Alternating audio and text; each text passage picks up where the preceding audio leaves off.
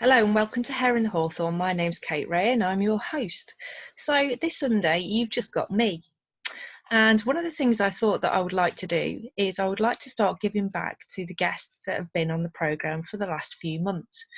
And it's really nice actually, because as I've been going along, a lot of the guests that I've been talking to, I've either bought their books or bought something from them. So the very first guest that I ever had on Hare in the Hawthorn, if you go back through the videos, you'll find it, is the lovely David Wells. And I've had the pleasure of meeting David on a number of occasions. And one of those occasions, the last time I actually saw him personally to speak to, he told me a little secret that he was putting together these oracle cards. And of course, I was super excited. He showed me some pictures that I probably wasn't supposed to see at that time, which were pictures of the oracle cards for the artist who was doing the artwork for them. So I feel like I've been waiting for forever, and I have bugged him on a number of occasions to tell me when they're going to come out.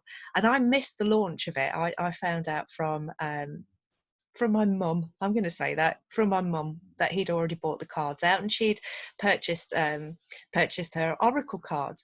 So I was a little bit jealous and a little bit annoyed that I'd missed the very beginning of the launch of his cards, but managed to get hold of some. They came back end of last week, and I've been holding out opening the cards because I wanted to share with you the experience of me opening them.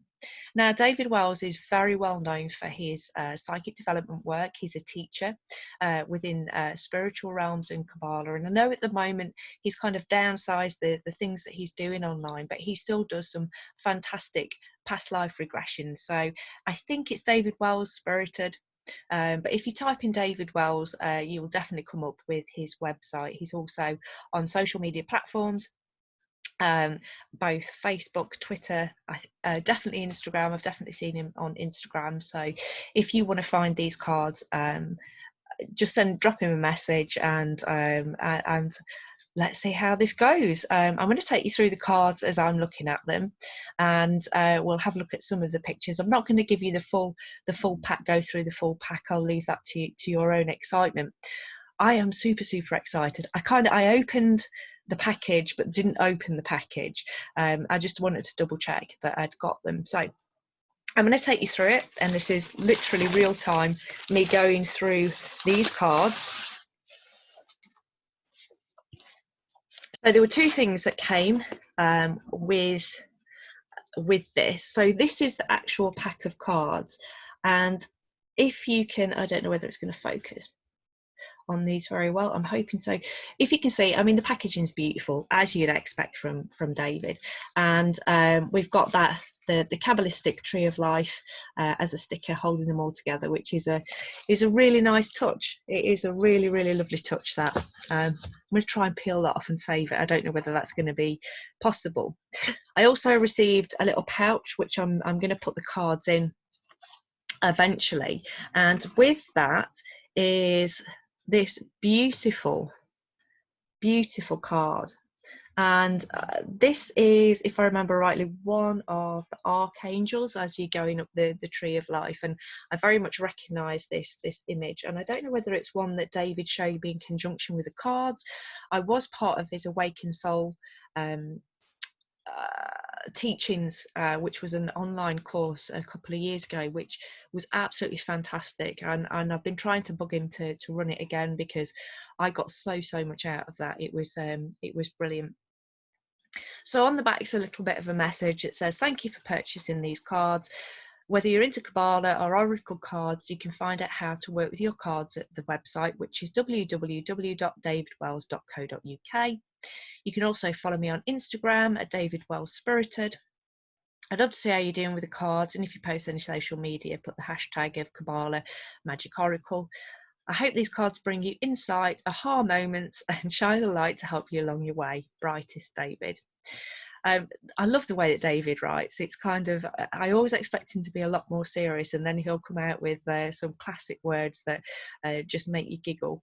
He does do horoscope forecasts, etc., on his Facebook page, which are quite laughable. I do like them. He's a fellow cheeky Gemini, so I definitely get his vibe.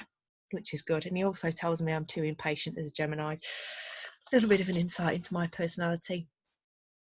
We've also got another little card which has got the Kabbalistic Tree of Life on. And on the back it says, "We are all trees, our roots in the earth, our branches reaching for the sky." So that's on the back. I'm actually going to use that. That might stay in my wallet to remind me. Keep rooted and keep reaching. Definitely have a spiritual moment there. So this is the exciting bit. The exciting bit is the pack of cards. I am going to try and open these really carefully, but again, I am impatient. And thank you, David. I am now covered in glitter. There is definitely sparkles coming off somewhere, which I wouldn't expect anything less. I genuinely wouldn't. So I'm not very good at carefully. I'm trying to carefully open these. It's definitely not happening. I'm so excited. I really am. I've been waiting for these for forever. I mean, the imagery on it is it's very powerful imagery, and it's very very specific imagery. You'll see what I mean when you see the cards. I mean, the thought that's gone into these is amazing. So this is the front of the box. So they come in this beautiful, beautiful, high quality box, and it says on the back, "Welcome to Qabalah Magic, experienced through the lens of your own life," which I really like. I do like that, because cards should be about experiencing life through your own experience and life. Be your own astrologer, a tarot reader, and a student of the esoteric systems, or just thought that these cards looked interesting. There is something here for you. These cards are designed to be used as an oracle for your day, week, month, or year ahead, and as a teaching tool to help you understand Qabalah through the order and the structure of the Tree of Life, as well as providing images to assist you in meditation and help build stronger connections with your guides, angelics, and your soul. So one of the things that I found when I was working with David in the Awakened Souls was his meditations are really good. And I particularly like them because they were very, very purposeful and very meaningful. And as we went up the Kabbalistic Tree of Life, each meditation was about not so much building on the last, although there was connections with the last lesson. It was very specific to that area that we were looking at, and we often use tarot as tools of meditation, which is something that I hadn't done before. I'd looked at tarot as a journeyman, but never really looked at it as a meditative tool to the depth that we did it. So I'm hoping these cards are going to sort of reignite and trigger. Just trying to get in the box.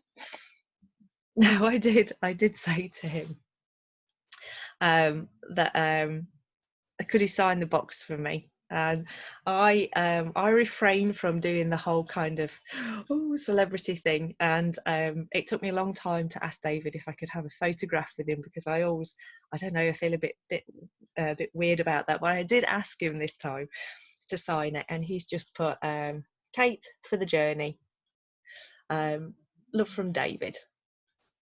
So these cards are going nowhere. These cards are definitely staying with me.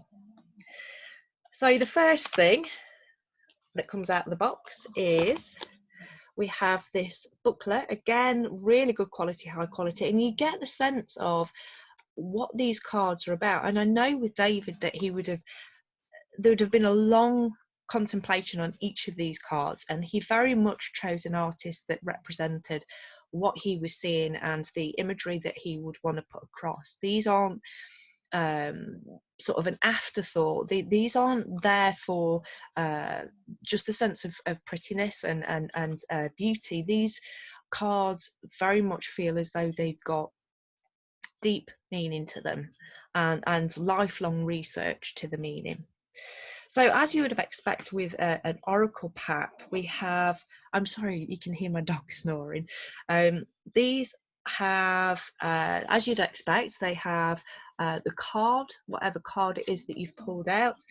And but this is slightly different. We've got path guidance in here, we've got path foresight, and we've got path revealed. So with each one of them, it gives you a short description of what the card may mean. But we've got path guidance, which means it would be what that card is telling you in terms of guidance. Path foresight, which is your kind of your psychic side of using it, and path revealed, what may come out of that. I'm assuming that that's what they are. I'm just going to have a quick look in here as well to see if he's done any suggested spreads, or yes, he has. So he talks about right at the very beginning, he talks about the tree of life revealed. David's got a really good way of putting Qabalah into the context of understanding, and he gave me a really good basis to sort of understand. He has got a really good book out actually, that kind of is the heart of the awakened soul journey that I went on, which is his book Qabalah. I think it's got a slightly different name now. I think he said that there was a slightly different name, but if you put in David Wells Qabalah into a search engine looking for books, then you'll definitely come across that. He has got suggestions for simple spreads, and he does say about sitting comfortably, shuffle the deck, important to clearly state your intention, and I definitely believe that. You've got to be very specific about what you're asking for. Actually, if you diluted in what you ask for with Oracle or with Tarot, then that's something that can definitely mean that you'll get a convoluted answer. And it gives you some suggestions of how to read it. Now, I know very much how I'm going to use these cards. I have kind of wavered a little in my early morning practice, spiritual practice, and I was hoping to do this opening on a Sunday, so I could start today, which is a Monday. I know it's a Sunday for you guys, or whatever day it is, where I could use these cards in the morning. So I used to, as a regular practice, pick a card in the morning and then use it as a tool of meditation throughout the day. Haven't done that for a very long time. And then at the end of the day, I'd come back to the card and journal what that card may have meant during that day, whether that was fitting or not, whether it was something that was useful or not, if I struggled with the meaning of the card, if I struggled with, if it made me feel uncomfortable, if it made me feel positive. Those kind of things went into a journal. So I'm hoping very much to get back on track and use these cards to reignite that, because there are very much philosophies within this pack that I know that I'm going to very much recognise from the journey with Qabalah that I've already taken. And because this is a fairy thing, I've just seen that that's our first reference to we've got the King of the Gnomes in here. So if you remember back to when I was talking to David, we did very much talk about what the elementals are and how they sit within Qabalah and within spiritual practice. And these things do come out, and lots of life lessons from those different elementals. So definitely in tune with the fairy aspect there. And it's so nice to be able to see that there is reference again to the elementals within these oracles. So I'm going to go through the cards, and I'm just going to randomly pick some to show you what the artwork is like. And again, I don't want to do too much of a spoiler on this, because I think with all cards, it's very much a personal relationship that we hold with our cards. So I've been reading tarot now for 29 years. It'll be 30 years next year. I know I look too young for that, but I have been reading them since my teens. And I have a pack that stayed with me. It's now well over 25 years that I've used the same pack for public reading. But for me, I chop and change packs personally for me. So I know that with each pack, it's a very personal relationship. So I don't want to have a big spoiler on this for you guys. I want you to be able to go through them at your own pace if you purchase a pack, and understand what they mean to you. So like I say, I'm not going to go through them all. One of the things that I've noticed about the back is, the first thing that hits me, it's that as above, so below. So we've got the tree and the roots that are mirroring each other, which is very much, any ancient practice. You've got paganism, Wiccan, etc. But one of the things that that it's very Lord of the Rings. I don't know whether that was intentional, but there is something very Lord of the Ringsy about. I like it. I do like it. It's got instantly that magical quality for me, and the fact that it's on a black card, I do like black tarot, especially when I'm reading for myself. There's something I feel like they're really safe. Black tends to repel any negative energy, so these for me would definitely sort of keep out that negative energy. So while I'm going through, that's the first card that I picked up. So on this card, we have a checkered floor. We have a lady riding the back of an elephant. There's lots of purples in there. Now I know, knowing and having worked with David, that we've got some cogs as well in the background and a moon. So each of these will have a real in-depth symbolism to them, and that checkered floor very much reminiscent of going into earth temples in meditation, but it's not black and white, so you know that's quite intriguing to me. We have the elephant and the woman, so very much sort of a circusy feel to it, a playful feel to it. The cogs in the background to me would suggest that there is something to do with cycles and time and waiting for things to turn and change. And the moon definitely plays into that. The thing that really, I hope that's all right, David. I haven't looked through the book. So the thing that grabs me about this imagery is definitely the contrast between this almost watercolor backgrounds that go off and these very sort of simple, and I mean simple as in they're only line drawn, images of people. And here we've got the elephant as well. So it is that they are so contrasted that I'm really intrigued. I'm really intrigued. If I didn't know David and I saw these in the shop and I didn't know how much work he'd have put into this and how much understanding that he has on the subjects that he deals with, on an attraction level, I'm a lot more. I mean, the pack that I use on a personal, on a professional level is the Enchanted Tarot, which is very very feminine. It is very feminine. It's actually hand stitched cards that were then photographed in the end for the outcome, and they have got that art nouveau type feel. So these for me are quite alien in the fact that they do linger on the masculine for me, but I know they're powerful. I do genuinely know they're powerful. So I'm going to pick another one. We have 29th pack, and again we have that background and we have these figures. Let me see if I can get some light off these. And we have these figures which are almost ghostly and transparent. Now, my first thought with this is, because they haven't got colour, and because without the colour, they haven't got the depth of personality, is it something that then we can put ourselves into that personality? We can kind of colour with who we are. Again, this is something that I'm going to have to meditate over, and I may ask David as well about that. Going to have a quick click through. Oh, this one's more my style. So we have a universe and a stairway going up to the universe, and a lady who is kind of looking a little confused, maybe a little forlorn, and we have a lamp there and some kind of cave. Again, I know all this symbolism. Even there will be small things in this that I will miss time and time again about what it means, and I will look again and things will pop out, and it will be strengthened by reading the book that accompanies this. They are so intriguing. They are so intriguing, and I do really love the juxtaposition between the characters not being filled in and these backgrounds being quite elaborate and painterly and etherical, a lot of them.